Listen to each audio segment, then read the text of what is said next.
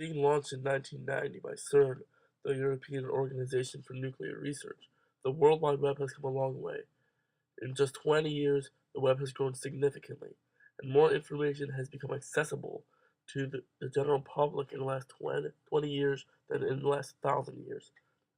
With general information becoming exponentially more accessible to internet users around the world, the lines have been blurred between what is considered private and public information. Websites like YouTube and Wikipedia, which allow for users to share videos and other information without censorship, in most countries anyway, are clearly for the public use, while much more specific websites, such as harrisbank.com, used to manage one's bank account, and eTrade.com, used to manage stock investments, are much more personal, private websites. Only recently, though, have social networking services, websites that allow you to connect to people by sharing interests, pictures, and other information within a social community, become a large part of the World Wide Web. Facebook, the largest and most popular social networking site, was launched in 2004 and now has over 500 million active members. The prominent rise of Facebook has brought with it a critical decision that employers must act on regarding potential and current employees. While Facebook has qualities of both a public and private website, in its entirety it is public information. Thus, because it is public information, employers have the right to act upon it in making decisions regarding potential and current employees.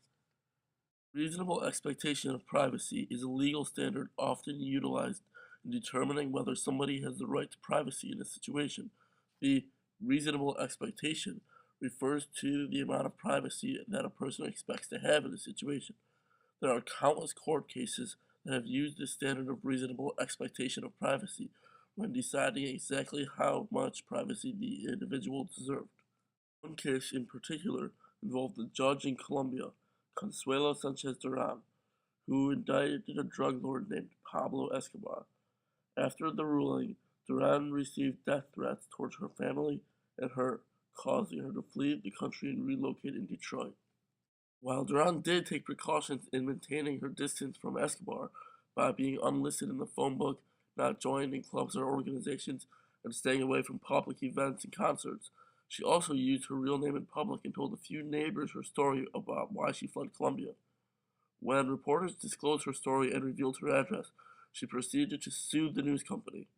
However, the court ruled that because Duran revealed her identity to her neighbors and other local residents, she cannot have the benefit of a reasonable expectation of privacy. In other words, by sharing her story and information with a select few, she opened herself up to the public eye. It's the same thing with information on Facebook, except instead of sharing with a few people, you share with hundreds. And along with talking to people, you post pictures and videos as well.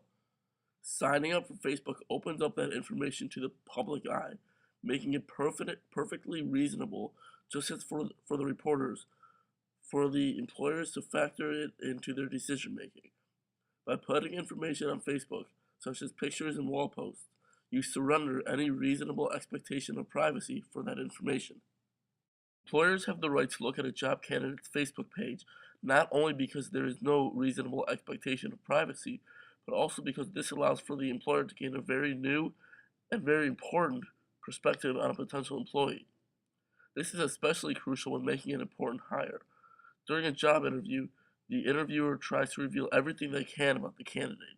Usually, this is much more than just credentials, such as education and past experiences, that can be found on a resume. The interviewer is trying to find out who this person is, what is their attitude, their outlook on certain topics, opinions, and ideas. The problem with an interview, however, is that most candidates will not reveal information about themselves that they know would jeopardize their chances of getting the job.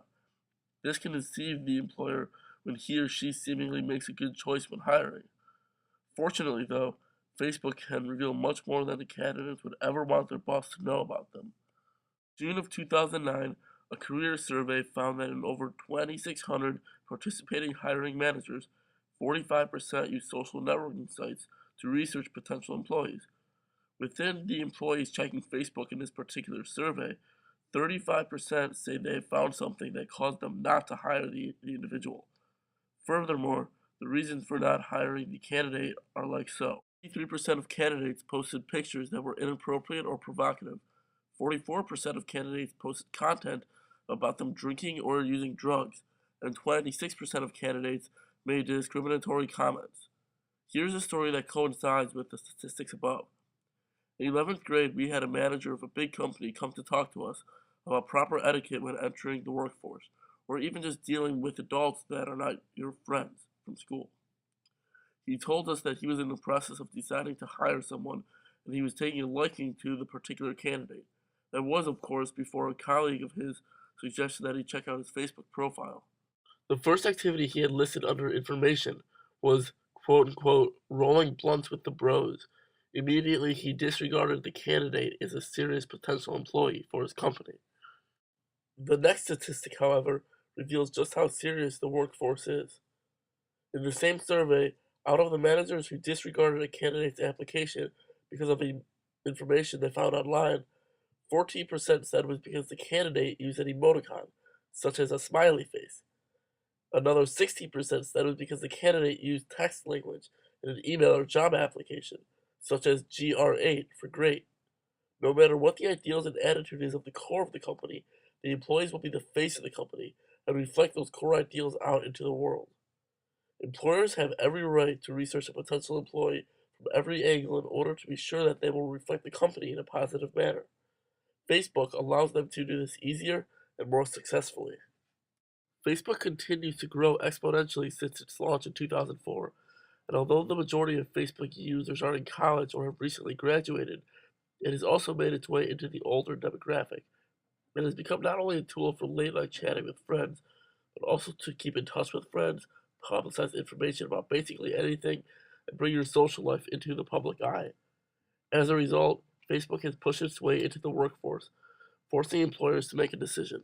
Whatever the decision may be, employers do have the right to check potential employees' Facebook profiles. By posting pictures of their Saturday night and information about themselves on the most popular social networking site in the world, Facebook users have surrendered their enjoyment of reasonable expectation of privacy, allowing employers to research job candidates without breaching some private, personal social life. Employers also need to think about the image that their employees will reflect on the company. The growth of Facebook and other social networking sites have opened up new ways for employers to research candidates. Rather than blame the employers for doing their research, users need to adapt to Facebook being a new research database for companies, because from here, Facebook is only going to continue to grow into something larger than just a social networking site.